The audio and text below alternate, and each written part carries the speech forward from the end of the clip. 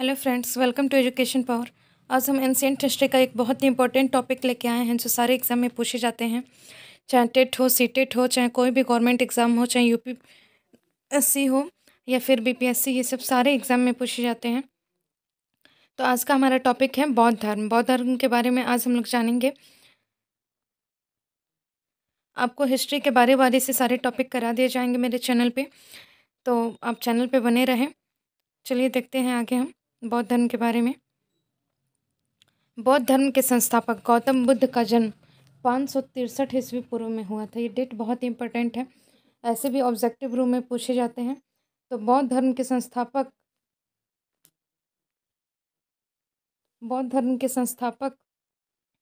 गौतम बुद्ध का जन्म कब हुआ था? 563 ईस्वी पूर्व में कपिल वस्तु के निकट नेपाल की तराई में अवस्थित लुम्बिनी नामक ग्राम में हुआ था। ये पूछा जाता है अक्सर कि गौतम बुद्ध का जन्म कहाँ हुआ था, तो लुम्बिनी में हुआ था। और कब हुआ था? तो 563 ईस्वी पूर्व में हुआ था। अब चलिए आगे देखते हैं। गौतम बुद्ध के बचपन का नाम क्या था? तो सिद्धार्थ था। जब उन्हें ज्ञान की प्राप्ति हो गई उसके बाद उनको बुद्ध कहा गया। उसके पहले उनका नाम क्या था? सिद्धार्थ था। तथा उनके पिता का नाम दुर्योधन नहीं सुर्योधन था। यहाँ पे सौ रहेगा, सुर्योधन था। तथा उनकी माता माया देवी, उनकी माता का नाम माया था। और माया देवी कौशल राजवंश की कन्या थी। जो कौशल राजवंश था, गौतम बुद्ध राजवंशों से रिलेटेड थे, इसीलिए बौद्ध धर्म के प्रचार प्रसार में उन्हें बहुत ज़्यादा मदद भी मिली थी। तो माया देवी जो थी वो कौशल वंश की राजवंश की कन्या थी। और उनके जन्म के पश्चात ही उनकी मृत्यु हो गई। तो मृत्यु हो गई उसके बाद गौतम बुद्ध का जो पालन पोषण था उनकी मौसी महाप्रजापति गौतमी ने की थी।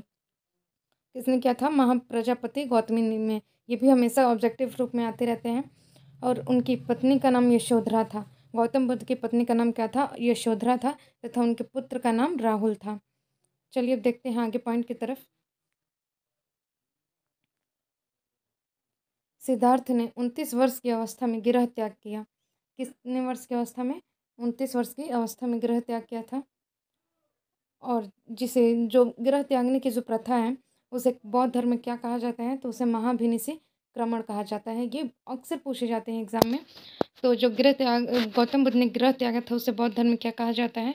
तो महाभिनिषिक्रमण कहा जाता है। और कितने वर्ष की अवस्था में उन्होंने गृह त्याग किया था? तो 29 वर्ष की अवस्था में उन्होंने गृह त्याग किया था। जो अलार कलाम थे वो सिद्धार्थ के प्रथम गुरु हुए। तो ये पूछा जाता है अक्सर कि बुद्ध के प्रथम गुरु कौन थे? तो अलार कलाम जो थे वो बुद्ध के प्रथम गुरु थे। देखिए अगला पॉइंट क्या है हमारा। 6 वर्ष की कठिन तपस्या के बाद, यानी उन्होंने कब किया था? 29 वर्ष में गृह त्याग किया था। और 35 वर्ष की, यानी 35 वर्ष की अवस्था में उन्हें क्या मिला था? ज्ञान की प्राप्ति हुई थी।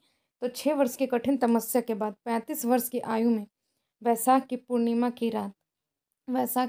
की रात फाल्गु नदी के किनारे पीपल वृक्ष के नीचे सिद्धार्थ को ज्ञान प्राप्त हुआ था। पीपल जो वृक्ष था उसे बोधि वृक्ष कहा जाता है। कहाँ पे है? तो बोध गया में है। बोध गया में उन्हें ज्ञान की प्राप्ति हुई थी। और उस वृक्ष को क्या कहा जाता है? तो बोधि वृक्ष कहा जाता है। बैसाख की जो पूर्णिमा की रात उन्हें ज्ञान की प्राप्त हुई थी। बौद्ध धर्म में उसे एक पर्व की तरह, त्यौहार की तरह मनाया जाता है। अगला हमारा पॉइंट है, बौद्ध ने अपना प्रथम उपदेश सारनाथ में दिया था। ये अक्सर पूछे जाते हैं। बौद्ध धर्म ने अपना उपदेश कहाँ दिया था? तो सारनाथ में दिया था। तथा सर्वाधिक उपदेश कहाँ दिया था? तो श्रावस्ती में दिया था। और बौद्ध धर्म का जो प्रथम उपदेश दिया था उसे क्या कहा जाता है? तो धर्म चक्र परिवर्तन कहा जाता है। गृह त्याग की प्रथा को महाभिनिषिक्रमण, और जो उन्होंने उपदेश दिया था उसे धर्म चक्र परिवर्तन कहा जाता है। अगला पॉइंट हमारा, बुद्ध ने अपना प्रथम उपदेश जनसाधारण की भाषा में, यानी पाली भाषा में दिया था। बौद्ध धर्म ने अपना प्रथम उपदेश किस भाषा में दिया था? तो पाली भाषा में दिया था। बौद्ध धर्म ने अपने सर्वाधिक उपदेश कहाँ दिए थे? तो कौशल देश की राजधानी जो थी श्रावस्ती, तो सर्वाधिक उपदेश श्रावस्ती में दिया था। तथा प्रथम उपदेश सारनाथ में दिए थे। उनके प्रथम अनुयायी शासक थे बिंबिसार, प्रसेनजित आदि। नेक्स्ट पॉइंट है हमारा, बुद्ध की मृत्यु 80 वर्ष की अवस्था में 483 ईस्वी पूर्व में कुशीनारा में हुई थी। तो कब हुई थी? 483 ईस्वी पूर्व में हुई थी कुशीनारा में, जिसे बौद्ध धर्म में महापरिनिर्वाण कहा जाता है। तो उनका जन्म कब हुआ था? 563 ईस्वी पूर्व में। और मृत्यु कब हुई थी? 483 ईस्वी पूर्व में। और ये मृत्यु जो हुआ था उसे बौद्ध धर्म में क्या कहा जाता है? तो महापरिनिर्वाण कहा जाता है। नेक्स्ट पॉइंट है हमारा, बुद्ध धर्म के बारे में हमें ज्ञान त्रिपिटक से जानकारी होती है। ये त्रिपिटक है, विनय पिटक, सुत्त पिटक, अभिधम्म पिटक। नेक्स्ट है, बौद्ध धर्म में आत्मा की परिकल्पना नहीं की गई है, लेकिन पुनर्जन्म को मान्यता दी गई है। बौद्ध धर्म पुनर्जन्म को मानता है। और बौद्ध धर्म जो बुद्ध थे उनका भी पुनर्जन्म हुआ था, उसको भी एक्सेप्ट किया गया है। नेक्स्ट पॉइंट है, तृष्णा की क्षीण, यानी तृष्णा मतलब जो हमारी इच्छा है, इच्छा जो जब खत्म हो जाती है उस अवस्था को क्या कहा जाता है, तो निर्वाण कहा जाता है। अगला हमारा है, विश्व दुखों से भरा है। इसका सिद्धांत बुद्ध ने कहाँ से लिया था, तो उपनिषद से लिया था। नेक्स्ट है, बौद्ध सभाएं, बौद्ध संगीति कब कब हुई थी, तो प्रथम जो बौद्ध संगीति हुई थी 483 ईस्वी पूर्व में हुई थी, राजगृह में हुई थी, अध्यक्ष थे महाकश्यप और शासनकाल था अजातशत्रु का। फिर नेक्स्ट है, द्वितीय बौद्ध संगीति कहाँ हुई थी, तो 383 ईस्वी पूर्व में वैशाली में हुई थी। और किसके शासनकाल में हुई थी, तो काला अशोक के शासनकाल में। तृतीय बौद्ध संगीति कब हुई थी, तो 255 ईस्वी पूर्व में पाटलिपुत्र में हुई थी। इसके अध्यक्ष थे मोंगलीपुत्र तीस कोसाल और इसके अध्यक्ष थे अशोक। इसके किसके शासनकाल में हुआ था, तो अशोक के शासनकाल में हुआ था। नेक्स्ट हमारा है, चतुर्थ बौद्ध संगीति हुई थी ईस्वी की प्रथम शताब्दी में। कहाँ हुई थी, कुंडलवंद में हुई थी। इसके जो अध्यक्ष थे अश्वघोष विश्वामित्र थे। और किसके शासनकाल में हुई थी, तो कनिष्क के शासनकाल में हुई थी। ये बहुत ही इंपॉर्टेंट है, इससे हर एग्जाम में क्वेश्चन, हिस्ट्री के एग्जाम में क्वेश्चन आते ही आते हैं, चाहे कोई भी हिस्ट्री का टॉपिक हो। बहुत ही ये इंपॉर्टेंट टॉपिक है, आप खास करके ये इसमें जो सन दिया है उसे ज़रूर याद कर लें। नेक्स्ट है, वो चतुर्थ बौद्ध संगीति के बाद बौद्ध धर्म दो भागों में बट गया, हीनयान और महायान, दो भागों में विभाजित हो गया।